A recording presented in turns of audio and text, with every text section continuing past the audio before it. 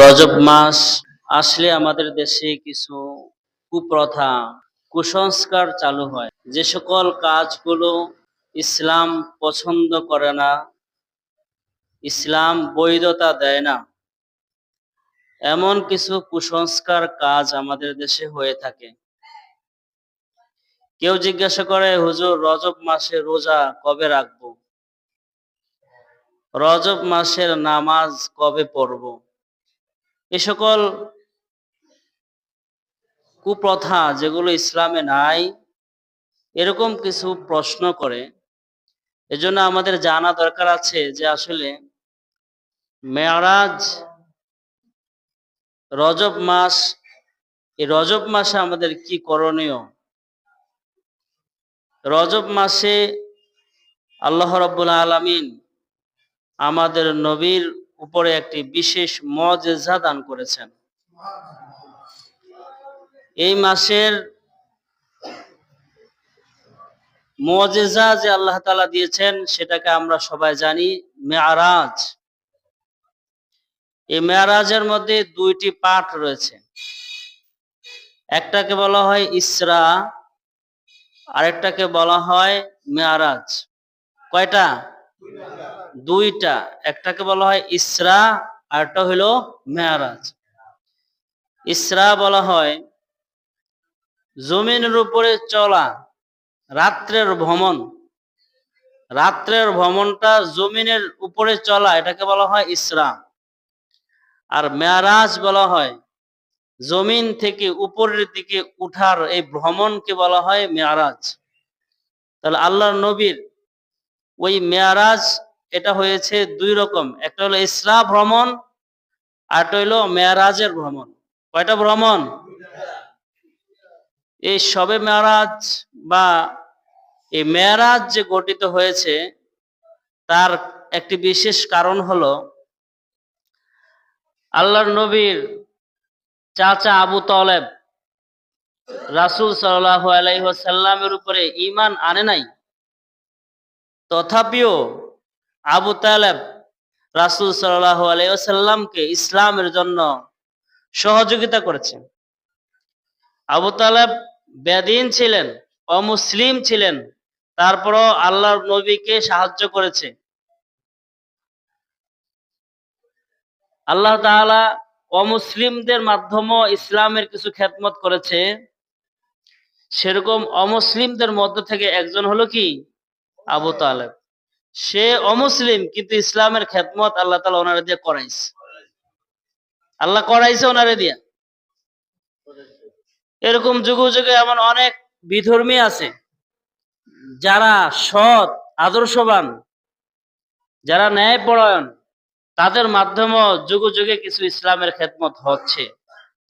আমরা দোয়া করি আল্লাহ তাআলা যে সকল অমুসলিমদের মাধ্যমে ইসলামের কিছু খেদমত হচ্ছে, আল্লাহ তাআলা তাদেরকে ইসলামের জন্য কবুল করুক, বলেন আমিন। রাসূলের বাহিরে যারা ইসলাম বিরোধী ছিল তাদের মোকাবেলা করার জন্য আবু তালেব যথেষ্ট ছিলেন। আবু তালেব সব সময় ভাতিজাকে বলতো, ভাতিজা তুমি তোমার মতো করে ইসলামের প্রচার করো, আমি তোমার সাথে আছি। এই বাহিরের ভরসাটা কে? আবু তালেব। চাচা আবু তালেব হলো বাহিরের একটা ভরসা। বাহিরের জগতে ঘরের থেকে বাহিরে নামলে একটা আশ্রয়। চাচা আবু তালেব, এই আবু তালেবের ভয়ে অনেক কাফেররা রাসূলের কিছু বলে না, বলতে সাহস পায় নাই। রাসূল সাল্লাল্লাহু আলাইহি সাল্লামের ভিতরের একটা শক্তি হলো খাদিজা রাদিয়াল্লাহু তাআলা আনহা। ভিতরের শক্তির নাম কি? খাদিজা। রাসূল সাল্লাল্লাহু আলাইহি ওয়াসাল্লামের ইসলামের দাওয়াত দিতে গিয়ে খাদিজার নিজের সম্পদ নবীকে দিয়ে দিছে যে, ইয়া নবী, আমার যত সম্পদ আছে আপনি সবকিছু ইসলামের জন্য আপনি ব্যবহার করতে থাকেন। সুবহানাল্লাহ। বাহিরের থেকে যখন কাফেররা কটু কথা বলতো, ঘরে এসে খাদিজা রাদিয়াল্লাহু তাআলা আনহার কাছে বসলে খাদিজা রাদিয়াল্লাহু তাআলা আনহা স্বামীকে অর্থাৎ নবীকে এত সুন্দর পরামর্শ দিতেন, সাহস দিতেন যে না, আপনি কিছু হবে না, আপনি মরবেন না, আপনাকে আল্লাহ তাআলা বিজয়ী দান করবেন। এরকম সাহস দেওয়ার মতো ভিতরের ঘরের মধ্যে ছিল কে? খাদিজা রাদিয়াল্লাহু। তাহলে বাহিরের একটা শক্তির নাম কি? ভিতরের শক্তিটার নাম কি? খাদিজা। রাসূল সাল্লাল্লাহু আলাইহি ওয়াসাল্লামের চাচা আবু তালেব এবং খাদিজা রাদিয়াল্লাহু তাআলা আনহা দুইজন একই বছর ইন্তেকাল করছেন। একই বছর কি করছে?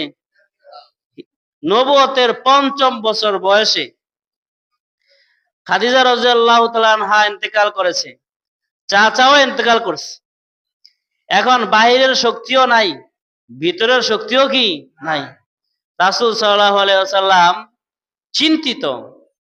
ইসলামের ভাষায় ওই বছরটাকে বলা হতো আমুল হুজন, চিন্তার বছর। এই চিন্তার বছর রাসূল সাল্লাল্লাহু আলাইহি ওয়াসাল্লামের চিন্তিত অবস্থায় রাসূল চিন্তা করলেন কি করবেন, কি করা যায়। তখন রাসূল সাল্লাল্লাহু আলাইহি ওয়াসাল্লাম চিন্তা করলেন যে আমি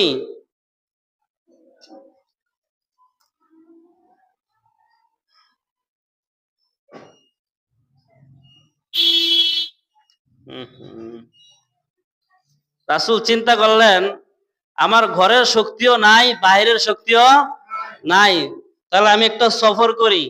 রাসূল সাল্লাল্লাহু আলাইহি ওয়াসাল্লাম তায়েফের ময়দানে একটা সফর করলেন, তায়েফ বাসীদেরকে ইসলামের দাওয়াত দেওয়ার জন্য ইচ্ছা করলেন। তো রাসূল সাল্লাল্লাহু আলাইহি ওয়াসাল্লাম তায়েফের ময়দানে গেলেন। তায়েফের ময়দানে যাওয়ার পরে রাসূলের সাথে তায়েফবাসী কি ভালো ব্যবহার করেছে না খারাপ ব্যবহার করছে? খারাপ ব্যবহার করছে না? এতটা খারাপ ব্যবহার করেছে, ইতিহাস সাক্ষী রাসূল সাল্লাল্লাহু আলাইহি ওয়াসাল্লামের শরীর থেকে যে পরিমাণ রক্ত রঞ্জিত হয়েছে, রক্ত পড়তে পড়তে পড়তে পড়তে রাসূল সাল্লাল্লাহু আলাইহি ওয়াসাল্লামের শরীরের রক্তগুলো পড়ে আপনার পায়ের জুতার মধ্যে লেগে পার জুতা পিষ্ট হয়ে গেছে, একত্র হয়ে গেছে। এমন একটা হৃদয় বিদারক ঘটনাতে রাসূল সাল্লাল্লাহু আলাইহি ওয়াসাল্লামের দুঃখ বাড়ছে না কমছে? আরে চাচা মারা গেছে, দুঃখ। স্ত্রী মারা গেল, দুঃখ। এবং উনি তায়েফের ময়দানে গেলেন দ্বীনের দাওয়াত দেওয়ার জন্য। সেখানে তারা দ্বীনের দাওয়াত গ্রহণ না করলে না করত, কিন্তু রাসূলকে যেভাবে আঘাত করেছে এতে রাসূল সাল্লাল্লাহু আলাইহি ওয়াসাল্লামের মনে কি হয়েছে? কষ্ট হয়েছে। এই দুঃখটাকে দূর করার জন্য আল্লাহ তাআলা আল্লাহর নবীকে মেরাজের মাধ্যমে রাসূলকে মেহমান বানায়া রাসূলকে সান্ত্বনা দিতে চাইলেন। সুবহানাল্লাহ। রাসূল সাল্লাল্লাহু আলাইহি ওয়াসাল্লাম মেরাজের রাত্রে রাসূল সাল্লাল্লাহু আলাইহি ওয়াসাল্লাম মক্কাতে অবস্থান করছেন। ওই সময় দুইজন ফেরেশতা নবীর কাছে আসলেন, এসে নবীকে জাগায়া দিলেন আর নবীর কলবটাকে ধুইলেন, বক্ষটাকে চিরে কলবটাকে জমজমের পানি দিয়া ধুইয়া আবার সুন্দরভাবে কলবটাকে ভিতরে রাইখা আবার অপারেশন করে সেটাকে আবার সেলাই করে কুদরতি ভাবে আল্লাহ তাআলা আবার লাগাইয়া দিয়া নবীকে মেরাজে নেওয়ার জন্য মক্কা থেকে সর্বপ্রথম বাইতুল মুকাদ্দাসে নিয়ে গেলেন। কোথায় নিয়ে গেছেন? কোরআনের ভাষায় আল্লাহ তাআলা বলেন সুবহানাল্লাযী আসরা বিআবদিহি লাইলাম মিনাল মাসজিদিল হারাম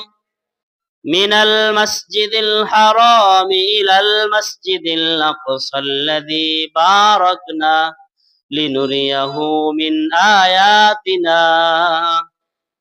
আল্লাহ তাআলা বলেন যে আমি আমার বান্দাকে মক্কা থেকে বাইতুল মুকাদ্দাসে ভ্রমণ করে আছি রাত্রের একটা মুহূর্তের মধ্যে। একটা মুহূর্তের মধ্যে মক্কা থেকে কোথায় নিছেন? মক্কা থেকে বাইতুল মুকাদ্দাসের দূরত্ব 765 কিলোমিটার, 765 কিলোমিটার। কত কিলোমিটার? 765 কিলোমিটারের এত দূরত্ব, সেটাকে রাত্রের মুহূর্তের মধ্যে বোরাকের মাধ্যমে আল্লাহ তাআলা সফর করালেন। সেই 765 কিলোমিটার দূরত্বে যাওয়ার জন্য যেই বাহনটা আল্লাহর নবীর জন্য ব্যবহার করা হলো, সেটাকে বলা হয় বোরাক। সেটাকে কি বলে? বোরাকের দূরত্ব কতটুকু? এটার ভ্রমণের গতি ছিল চোখের দৃষ্টি যতটুকু যায়, চোখের দৃষ্টি যতটুকু যায় তার কায়িক যায় অতটুকু পরে। তাহলে আমরা যদি আকাশের দিকে তাকাই, তাহলে কত দূর আকাশ আমরা দেখতে পাই, তো সাথে সাথে যত দূর দেখতে পাই অতটুকু যাইতে কি মুহূর্তের মধ্যে এক কায়িকের মধ্যে সেতটুকু যাইতে পারে। আবার ওখানে যে আবার আরেক কায়িক, তাহলে মক্কা থেকে বাইতুল মুকাদ্দাসে যাইতে সেই বোরাকের কতটুকু লাগছে? 1 সেকেন্ড 2 সেকেন্ডের মধ্যে বাইতুল্লাহ থেকে, মক্কা থেকে বাইতুল মুকাদ্দাসে চলে গেছে। সুবহানাল্লাহ। মুহূর্তের মধ্যে যা দেখে সে বাইতুল মুকাদ্দাসের মধ্যে লক্ষ লক্ষ নবী, লক্ষ লক্ষ আম্বিয়ায়ে কেরাম উপস্থিত আছেন। সেখানে সকল নবীর অপেক্ষমান আজকের এই দিনে কে ইমামতি করবেন, আজকের এই দিনে কে নামাজ পড়াবেন, অপেক্ষায় আছে। কেউ বলে আদম, কেউ বলে ইব্রাহিম, বড় বড় নবীরা ইমামতি করবেন। কিন্তু জিবরাইল আলাইহিস সালাতু ওয়াস সালাম নবীকে ইশারা করে বললেন, ওগো নবী, আজকের এই দিনে কোন নবীর ইমামতি করার, কোন নবীকে ইমামতি করার পারমিশন দেয় নাই। আল্লাহ তাআলা আপনাকে আজকে সকল নবীদের ইমামতি করার জন্য আদেশ করা হয়েছে। আমাদের নবী ইমামতি করলেন। ইমামতি শেষ করে আল্লাহর নবীকে বাইতুল মুকাদ্দাস থেকে আসমানে নিয়ে যাওয়া হবে। সেখানে বোরাক মুহূর্তের মধ্যে আসমানে, প্রথম আসমানে চলে গেলেন। আসমানটা কত দূর? আমরা তো মনে করি আসমান ওই তো দেখা যায়, না, আসমান তো বহু দূর। পৃথিবী থেকে যে হাওয়া বা যেরকম আমরা খালি জায়গাটা দেখি, শূন্য জায়গাটা দেখি, এই জায়গাটার দূরত্ব হইল 500 বছরের রাস্তা। সুবহানাল্লাহ। এই শূন্য জায়গাটা কয় বছরের রাস্তা? শূন্য জায়গাটা 500 বছর। সেই পৃথিবীর থেকে তাহলে 500 বছরের একটা শূন্য জায়গা, সেই জায়গা থেকে আবার আরেকটা ধাতু বা একটা পদার্থ, যেখানে অন্ধকার, যেখানে আছে আগুন, যেখানে আছে বিভিন্ন রকমের বাতাস, এরকম আরেকটা পদার্থের আরেকটা জায়গা, সেই জায়গাটা আরো 500 বছরের রাস্তা। তাহলে কয়শো বছর হইল? তাহলে পৃথিবী থেকে হাওয়া, বাতাস বা খালি স্থানটা হলো 500 বছর, সেখান থেকে আবার কয়শো বছর? 500 বছর। তার চেয়ে আবার প্রথম আসমানে যাইতে হলে আরো 500 বছরের দরকার। সে 500 বছরে যাইয়া সেখানে একটা গেট আছে, সে গেটের দরজা আছে, সেটা বন্ধ। সেটা পৃথিবীর কোন মানুষ জানে না এই গেটের দরজাটা কোন দিকে। কিন্তু আল্লাহ তাআলা হযরত জিবরাইল আলাইহিস সালাতু ওয়াস সালামকে জানিয়ে দিলেন যে, ও জিবরাইল, প্রথম আসমানের গেটটা হলো এই জায়গায়। গেটটা কোথায়? আস্তে ঢুকে গেলেন আর গেটের মধ্যে আওয়াজ দিলেন, দরজা খোলো। দরজা খোলা হলো। বলো কে? আমি তো জিবরাইল। জিবরাইল আলাইহিস সালাম তো যেতে পারে, ওনার তো পারমিশন আছেই, কিন্তু সঙ্গে কে? উনি হলো মুহাম্মদ সাল্লাল্লাহু। এরকম প্রথম আসমানে, দ্বিতীয় আসমান এত দূরত্ব, তৃতীয় আসমান তার এরকম দূরত্ব, এরকম সপ্তম আসমান পর্যন্ত যে দূরত্ব, এই জায়গাটাকে দূরত্ব যাইতে হলে, এত দূর যাইতে হলে কত পরিমাণ সময়ের দরকার। এই সময়, এত পরিমাণ দূরত্বের জায়গাটা আল্লাহ তাআলা কুদরতি ভাবে অল্প সময়ের মধ্যে এই যে একটা ব্যবস্থা করেছেন, এটার জন্য আল্লাহ তাআলা বলছেন সুবহান, মানে আল্লাহর পবিত্রতা, আল্লাহ কত মহান, আল্লাহর শক্তি কত মহান, আল্লাহর শক্তি কত। আমরা তো শুধু আদম আলাইহিস সালাতু, আমরা তো হযরত মুহাম্মদ সাল্লাল্লাহু আলাইহি ওয়াসাল্লামের মেরাজটাকে নিয়ে একটু বিস্মিত হই, কিভাবে সম্ভব। কিন্তু আল্লাহ তাআলা যুগে যুগে অনেক নবীকেই আসমানে আনা নেওয়ার ব্যবস্থা করেছেন। সুবহানাল্লাহ। আমাদের আদম আলাইহিস সালাতু ওয়াসসালাম যখন জান্নাতে ছিলেন, হাওয়া আলাইহিস সালাতু ওয়াসসালামও জান্নাতে ছিলেন। শয়তান তাদেরকে ধোঁকা দিয়া যখন দুনিয়াতে পাঠানোর ব্যবস্থা করলেন, তখন কেমনে আসলেন? আল্লাহ তাআলা কি উদ্দা দিয়ে ফালাই দিয়েছেন? কি কয়? আল্লাহ কি উদ্দা দিয়ে ফালাইছেন? কয় না, আল্লাহ তাআলা আদম এবং হাওয়া আলাইহিমাস সালাতু ওয়াসসালামের জন্য আসমান থেকে কুদরতি একটা সিঁড়ির ব্যবস্থা করেছে। সিঁড়ির মধ্যে এক সিঁড়ি, দুই সিঁড়ি কায়েক দেওয়ার সাথে সাথে জমিনে এসে গেছে। এক কায়েক, দুই কায়েক, তিন কায়েক দেওয়ার সাথে সাথে কোথায়? জমিনে এসে গেছে। তাহলে এটা কি চারটেখানি কথা যে আমরা তো প্রথম তালা থেকে দ্বিতীয় তালা নাম তো কতগুলা সিঁড়ির দরকার। আল্লাহ তাআলা চাইলে সবকিছু পারে কি পারে না? আবার হযরত ঈসা আলাইহিস সালাতু ওয়াসসালামকে ইহুদিরা মারার জন্য প্ল্যান করলেন যে তাকে মেরে ফেলবে।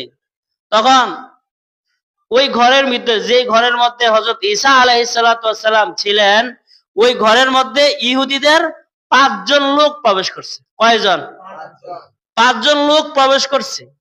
আল্লাহ তাআলা কুদরতি ভাবে আসমানের উপরে দিয়ে হযরত ঈসা আলাইহিস সালাতু ওয়াসসালামকে আসমানে তুলে নিয়ে গেলেন। সুবহানাল্লাহ। আসমানে উঠিয়ে নিয়ে গেছেন। তাহলে ওই ঘরের মধ্যে কয়জন থাকার কথা ছিল?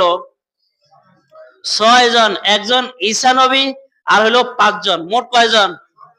এখন একজনকে উঠিয়ে নিয়েছেন ঈসা আলাইহিস সালাতু ওয়াসসালামকে, আর 5 জনের মধ্যে থেকে একজনকে আল্লাহ তাআলা ঈসা আলাইহিস সালামের চেহারা দান করছেন।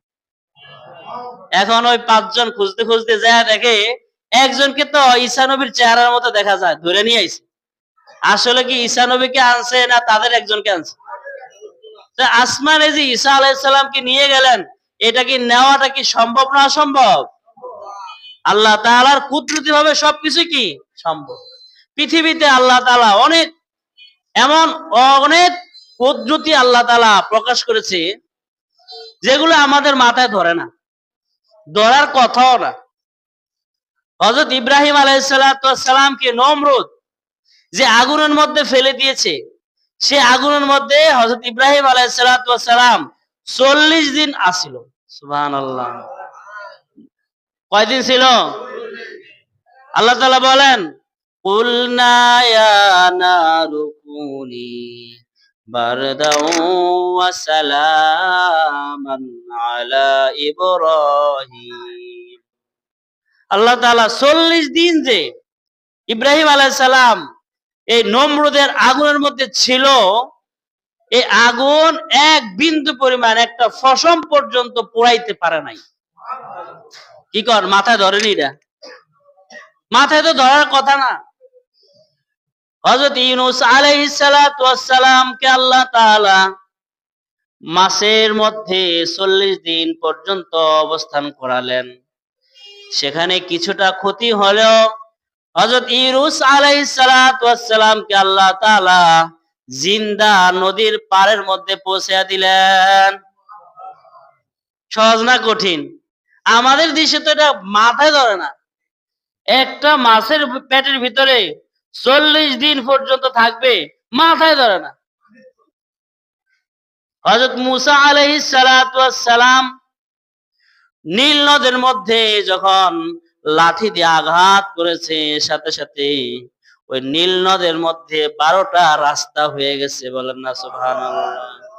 মাথায় ধরেনি কোনো, মাথায় তো ধরার কথা না, কিভাবে সম্ভব?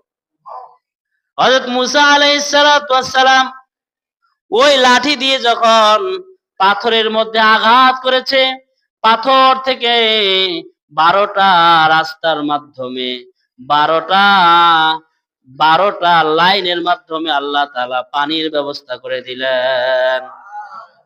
পাথর থেকে পানি হবে, পাথর থেকে পানি হবে, এটা কিভাবে সম্ভব? আল্লাহ তাআলা মুসা আলাইহিস সালাতু ওয়াস সালামের হাতের লাঠিটা যখন ছেড়ে দিতে বললেন, সাথে সাথে ওই লাঠিটা সাপ হয়ে গেল। এটা তো আমাদের মাথায় তোলার কথা না, কথা ঠিক না? আল্লাহ তাআলা বলেন হুদাল্লিল মুত্তাকিন আল্লাযীনা ইউমিনুনা বিল গায়ব ওয়া ইউকিমুনাস সালাতা ওয়া মিম্মা রাযাকনাহুম ইউনফিকুন। মুত্তাকি তো হলো ওই ব্যক্তি আল্লাহ তাআলার প্রিয় বান্দা যারা না দেখে আল্লাহর কুদরতে বিশ্বাস করবে। না দেখে আল্লাহর কুদরতকে কি করবে? কুদরত বোঝা যায় না, কিভাবে সম্ভব এত ঘটনা? এটা যদি আমার মাথায় নাও ধরে, এটা মেনে নেওয়ার নামই হলো ঈমান। বলেন, মেনে নেওয়ার নামই কি? হ্যাঁ, এটা আল্লাহ যদি করে তাহলে কি সম্ভব? আল্লাহর নবী মেরাজের রাত্রে আল্লাহর সাথে সাক্ষাৎ করলেন। জান্নাত জাহান্নাম, আল্লাহ তাআলার জান্নাতি বান্দাদের নিয়ামত আর জাহান্নামীদের শাস্তি সবকিছু দেখে আবার যখন রাতের বেলা নবীর ঘরের মধ্যে আয়না রাখা দিলেন, সকালবেলা নবীজি এক জায়গায় বসে আছে। আবু জেহেল এসে জিজ্ঞাসা করে, ও মুহাম্মদ, খবর কি? নতুন কোন খবর আসেনি? নবীজি বলে, হ্যাঁ, নতুন তো খবর একটা আছে। কি খবর? গত রাত্রে আমি বাইতুল্লাহ থেকে বাইতুল মুকাদ্দাসে গেছি, সেখান থেকে 7 আসমান 7 জমিন আল্লাহর সাথে দেখা সাক্ষাৎ করে আবার আমি গত রাত্রে আবার আমার বাসায় এসে পৌঁছেছি। কার কাছে কয়? হায় হায়, আবু জাহেল এমনিই তো খোঁজে দোষ কোন দিক দিয়ে ধরা যায়। হুজুরের অনেক সময় আছে অনেক মানুষ, হুজুরের দোষ কোনটা ধরা যায় বহুত খোঁজা খোঁজে। যখন একটা কোন রকম পাইয়া গেছে, তাহলে পাইছি রে। আবু জাহেল পাইছি রে। মোহাম্মদ, তুমি যে কথাটা আমারে বললা, তোমার অনুসারী যারা আছে তাদের সামনে এটা কি বলতে পারবা?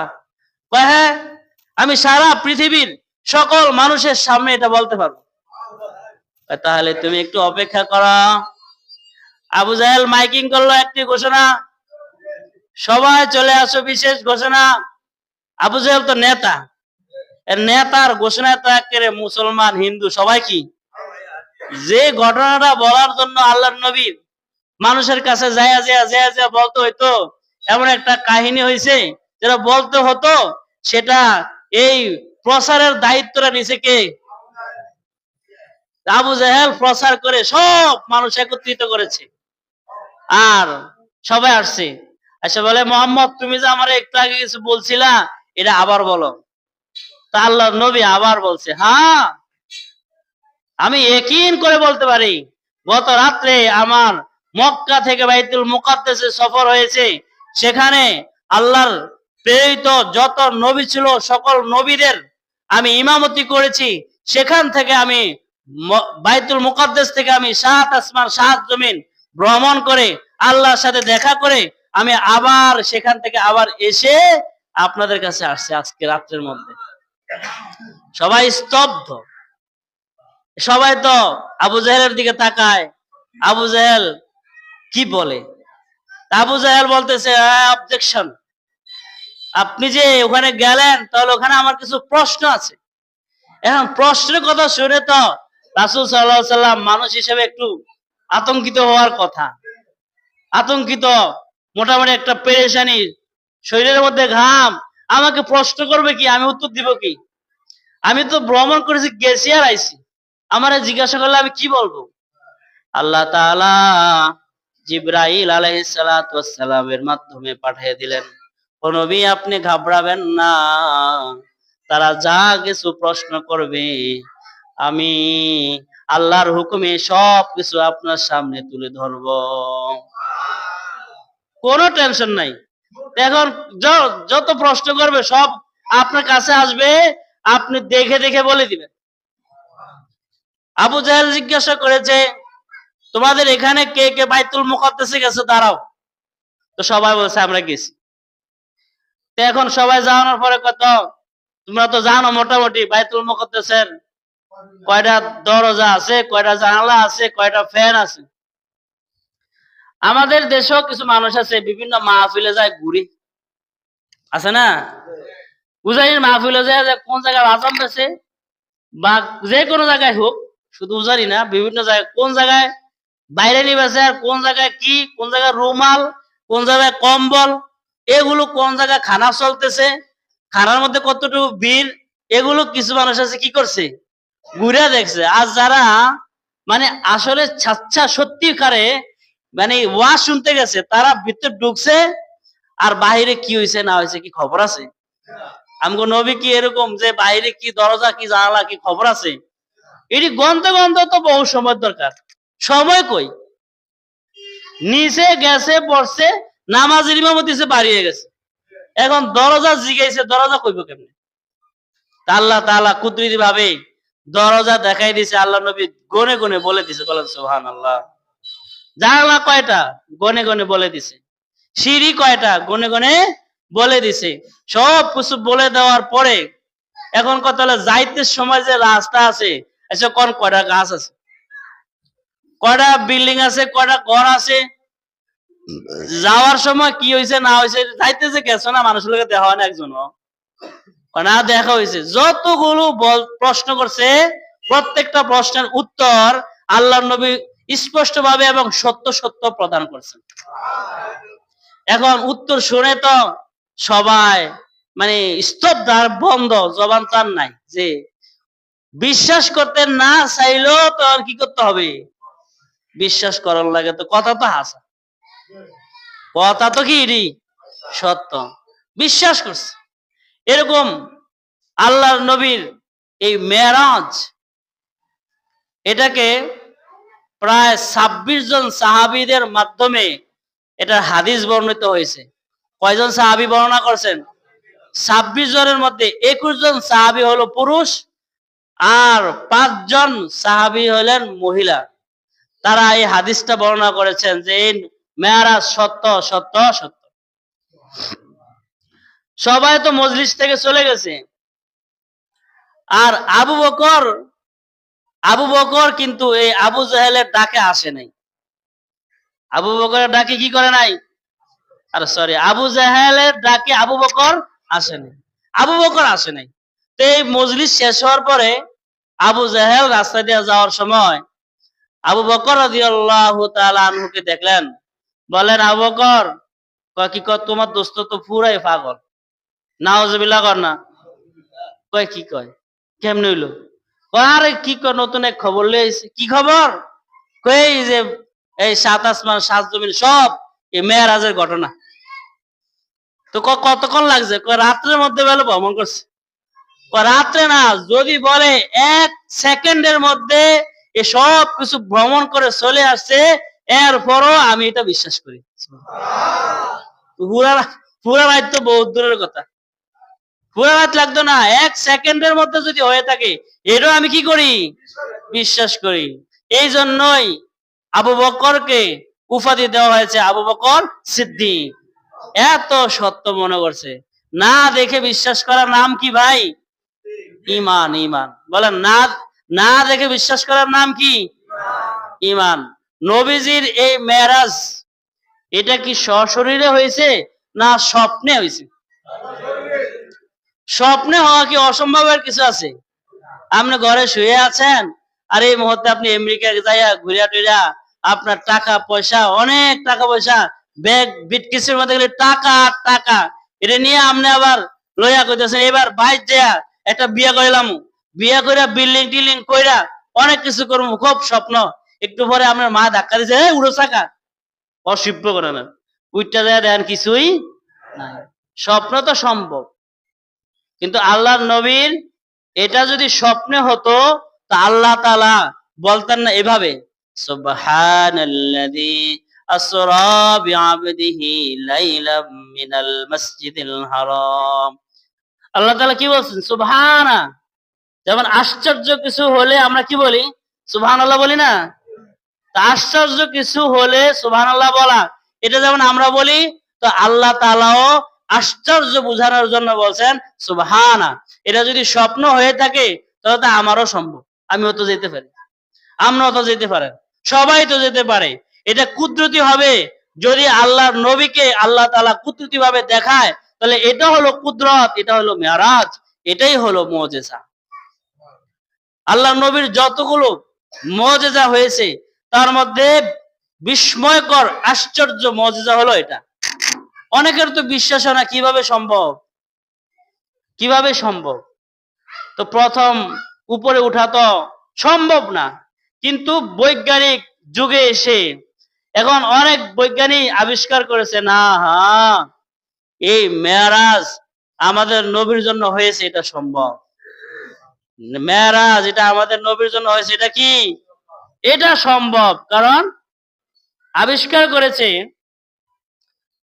সূর্য গ্রহে যাওয়া, চন্দ্র গ্রহে যাওয়া, বিভিন্ন গ্রহে যাওয়া মানুষের দ্বারা সম্ভব হয়েছে না? এটা মানুষ তো এটা ভ্রমণ করে আসছে।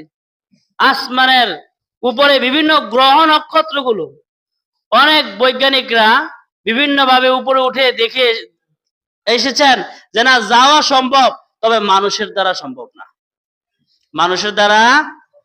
তাহলে এই মেরাজ গিয়ে, মেরাজের গিয়ে আল্লাহর নবী কি নিয়ে আসলেন?